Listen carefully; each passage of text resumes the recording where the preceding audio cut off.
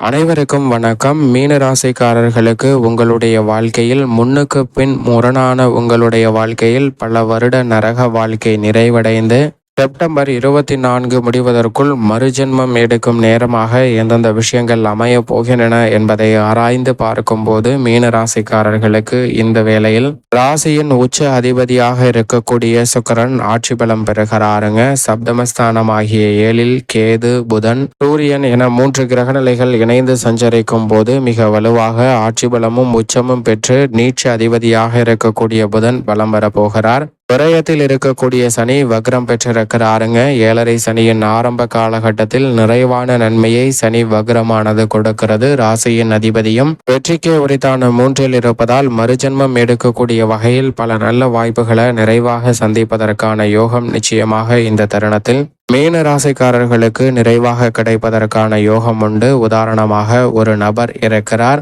அவருடைய வாழ்வில் செல்வ செழிப்பு, வசதி என அனைத்தும் நிறைவாக இருக்கிறது. அப்படி இருந்தாலும் கூட அவருடன் இருக்கக்கூடிய நபர்கள் மற்றும் உறவினர்கள் என பலரும் அவரை ஏமாற்றுகின்றனர். அவரிடம் இருக்கக்கூடிய செல்வ வளங்களை பிடுங்கி கொண்டு அவரை நடுத்தருவிற்கு தள்ளுகின்றனர். அவரும் அவருடைய மனைவியும் வேறு இடத்திற்கு செல்ல வழியே இல்லாமல் அங்கு இருக்கக்கூடிய பாழடைந்த குடிசை ஒன்றில் தங்குகின்றனர். அப்படி தங்கும்போது அவர்களுக்கு அடுத்த வேளை சாப்பாட்டிற்காக என்ன செய்வது என்று தெரியவில்லை. உடனடியாக அந்த நபர் வேறு வழியே இல்லை, பிச்சை எடுக்கலாம் என்று பிச்சை எடுக்க ஆரம்பிக்கிறாருங்க. அவர் பிச்சை எடுப்பதை பார்க்கக்கூடிய ஒரு நபர் இவரால் பலன் பெற்றிருப்பார். எனவே அவர் இவருடைய வாழ்க்கையை எப்படியாவது மாற்றியாக வேண்டும் என்று நினைத்து அவரிடம் வருகிறார். அவரிடம் வந்து அவர் ஒரு பை நிறைய தங்க காசுகளை கொடுத்து இதை வைத்து உங்களுடைய வாழ்க்கையை மாற்றிக்கொள்ளுங்கள் என்று சொல்லிவிட்டு செல்கிறார். இந்த தங்க காசுகளை வாங்கி கொண்ட நபர் சந்தையை நோக்கி சென்று அதை மாற்றி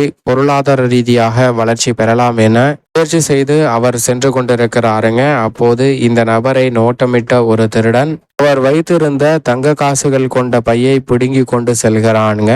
இதனால் அவருடைய வாழ்க்கை மீண்டும் சூனியமாக மாறுகிறது. வேறு வழியில்லாமல் அடுத்த நாளும் பிச்சை எடுக்கிறார். இதை பார்க்கக்கூடிய அந்த நபர், என்னடா நேற்று இவருக்கு தங்கம் கொடுத்தோம், மீண்டும் பிச்சை எடுக்கிறாரே, சரி வேறு ஏதாவது கொடுப்போம் என்று அவர் அருகாமையில் வந்து அவர் அணிந்திருந்த வைர மோதிரத்தை கலட்டி அதில் இருந்த வைரத்தை எடுத்து இதை வைத்து உங்களுடைய வாழ்க்கையை மாற்றிக்கொள்ளுங்கள் என்று கொடுக்கிறாருங்க. அதை வாங்கி கொண்ட அந்த நபர் பத்திரமாக அவர் இருக்கக்கூடிய அந்த வீட்டிற்கு செல்கிறார். அங்கு ஒரு பாத்திரத்தில் வைத்துவிட்டு இன்று ஓய்வெடுத்துவிட்டு நாளை காலை இந்த வைரத்தை சந்தையில் கொண்டு கொடுத்து செல்வ வளங்களை உருவாக்கி பல மாற்றங்களை செய்யலாம் என்று நினைத்து ஓய்வெடுக்கிறாருங்க. அப்போது அவர் மனைவி அங்கு இருந்த பாத்திரத்தை எடுத்துக்கொண்டு அருகாமையில் இருந்த ஒரு ஆற்றிற்கு சென்று அதில் நீர் சேகரித்து கொண்டு வந்து அந்த இடத்தில் வைக்கிறாருங்க. அவர் எழுந்து பார்க்கும்போது அந்த பாத்திரத்தில் வைரம் இல்லை, அந்த பாத்திரம் நிறைய நீர் தான் இருக்கிறது. இப்போதும் இவருக்கு ஏமாற்றமாகிவிட்டது. சரி, வேறு வழி இல்லை, மீண்டும் பிச்சை எடுப்போம் என்று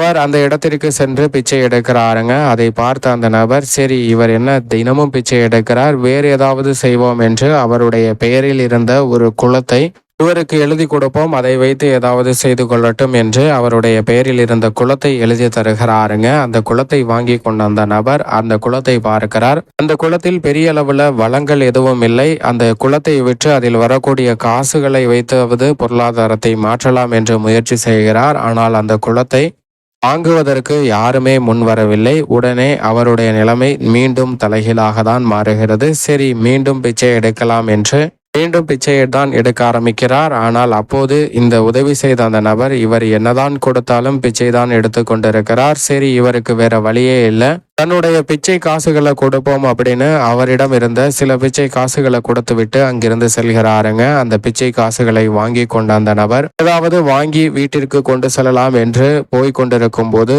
எதிர்த்தாப்பில் ஒரு மீன் வியாபாரி வருகிறார். அவர் என்னிடம் ஒரே ஒரு உயிர் மீன் மட்டும்தான் இருக்கிறது, அதை வாங்குகிறீர்களா என்று கேட்க இவர் அந்த மீனை பார்த்து, சரி நம்ம இந்த பிச்சை காசுகளை வச்சு என்ன செய்ய போறோம், இந்த உயிர் மீனையாவது வாங்கி அதை ஆத்துல விட்டுருவோம், அது உயிர் வாழட்டும் அப்படின்னு நினைச்சு அந்த மீனை வாங்குறார். வாங்கி அந்த நபர் மீனை ஆற்றில் கொண்டு போய் விடும்போது அவருக்கு ஒரு யோசனை வருகிறது. இந்த மீனை தன்னுடைய குளத்தில் விற்றால் மீன் வளத்தை பெருக்க முடியும், அதை வைத்து தன்னுடைய வாழ்க்கையை மாற்ற முடியும் என்ற யோசனை வர அதை எடுத்துக்கொண்டு அவருடைய குளத்தை நோக்கி நடக்கிறாருங்க. குளத்திற்கு கொண்டு போய் அந்த மீனை விடுவழியில் அந்த மீனை பார்க்கும்போது அந்த மீனின் வாயிலிருந்து ஒரு வைரத்தை கக்குகிறது. அப்போதுதான் தெரிகிறது அந்த வைரத்தை மனைவி ஆற்றில் விடும்போது இந்த மீன் தான் அதை விழுங்கி இருக்கிறது என்று. இப்போது இந்த மீனை வைத்து மீன் வளத்தை உருவாக்குவது மட்டுமல்லாது வைரத்தை வைத்து பொருளாதாரத்தையும் சிறப்பாக மாற்றிக்கொள்கிறார். பலருக்கும் நன்மை நிறைந்த வளர்ச்சி நிறைந்த வாய்ப்புகளை உருவாக்கி கொடுக்கிறாருங்க.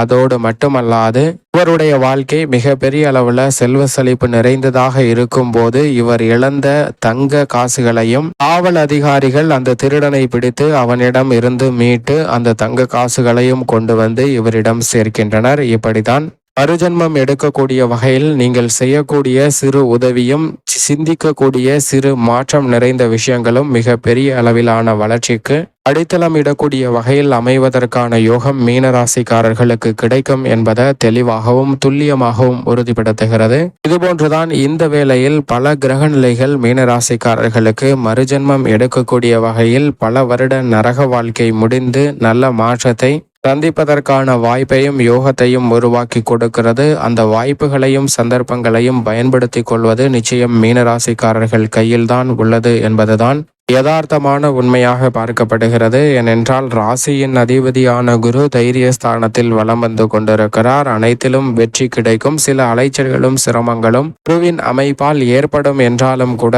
அனைத்து காரியங்களிலும் வெற்றி வாய்ப்பை நிறைவாக பதிவு செய்வதற்கான யோகம் உண்டு என்பதை திட்டவட்டமாக உறுதிப்படுத்துகிறார். எனவே அதை பயன்படுத்திக் கொள்வது உங்களது கையில்தான் இருக்கிறது. அதே போன்று 7.5 சனியின் ஆரம்ப காலகட்டத்தில் சனியும் வக்ரம் பெற்றிருப்பதால் பல்வேறு வகையான சுப நிகழ்வுகள் தடையில்லாமல் கைகூடும். உத்தியோக ரீதியாக சந்தித்து வந்த பல நெருக்கடிகள் உங்களை விட்டு விலகி கவலைகள் விலகி மகிழ்ச்சி தரக்கூடிய வகையில் உத்தியோகம் சார்ந்த நன்மைகள் நிறைவாக சந்திப்பதற்கான யோகம் உண்டு. தொழில் ரீதியாக சந்தித்து வந்த பல்வேறு வகையான தடைகள் நெருக்கடிகள் இந்த தருணத்தில் மீனராசிக்காரர்களுக்கு முற்றிலும் குறைந்து தொழில் ரீதியாக மிக சிறப்பான வளர்ச்சியை பதிவு செய்வதற்கான வாய்ப்பும் யோகமும் மிகவும் வலுவாக மீனராசிக்காரர்களுக்கு இந்த வேளையில் கிடைக்கிறதுங்க. மத்திய மாநில அரசின் சலுகையும் சிறப்பாக உண்டு. ராசியின் உச்ச அதிபதி சுக்கிரன் ஆட்சி பலம் பெற்றிருப்பதால் கலைத்துறையில் வருமானத்தை உயர்த்தி கொள்ளக்கூடிய வகையில் சிறப்பான வாய்ப்புகள் மிக அற்புதமாக அமையும். அதோடு மட்டுமல்லாது அரசியல் சார்ந்த பணிகளிலும் எதிர்பாராத பொறுப்புகள் உங்களை தேடி வருவதற்கான யோகம் நிறைந்த ஒரு தருணமாகவும் அமைய போகிறது. சுகஸ்தானத்தை அலங்கரிக்கிறாருங்க மங்களகாரகனான செவ்வாய். எனவே பல வகையில நல்ல மங்களகரமான நிகழ்வுகள் உண்டு. எதிர்பார்ப்புகளை பூர்த்தி செய்யக்கூடிய சப்தமஸ்தானத்தில் கேது சூரியன் மற்றும் புதன் உச்சமும் ஆட்சி பலமும் பெற்று சஞ்சரிப்பதால் எதிர்பார்க்கிற நல்ல வாய்ப்புகள் இந்த தருணத்தில் கணிசமாக உங்களுக்கு கிடைக்கும். உங்களுடைய வாழ்க்கை நிலை மாறக்கூடிய வகையில் அதிரடியான வாய்ப்புகள் நிறைவாக உண்டு. ஜென்மத்தில் ராகு சஞ்சரித்தாலும் பாதிப்பு இல்லை. சந்திரன் எடுத்த காரியத்தில் வெற்றி வாய்ப்பை கொடுக்கக்கூடிய ஒரு அமைப்பில் தான் வலம் வருகிறார். மேலும் இந்த தருணத்தை சாதகமாக மாற்றிக்கொள்ள நிச்சயமாக மீனராசிக்காரர்கள் நிச்சயமாக வாரத்தில் ஏதேனும் ஒரு நாள் விரதம் இருந்து அருகாமையில் உள்ள இஷ்ட தெய்வ ஆலயம் சென்று தீபம் ஏற்றி வழிபாடு செய்யுங்கள். தங்களுடைய வாழ்வில் சந்திக்கக்கூடிய தடைகள் தாமதங்கள் அத்தனையும் தகர்த்தெறியப்பட்டு சிறப்பான வளர்ச்சியும் முன்னேற்றமும் நிறைவாக பதிவு செய்வதற்கான முதன்மையான யோகம் நிச்சயமாக உங்களுக்கு கிடைக்கும் என்பதில் சந்தேகமே இல்லை.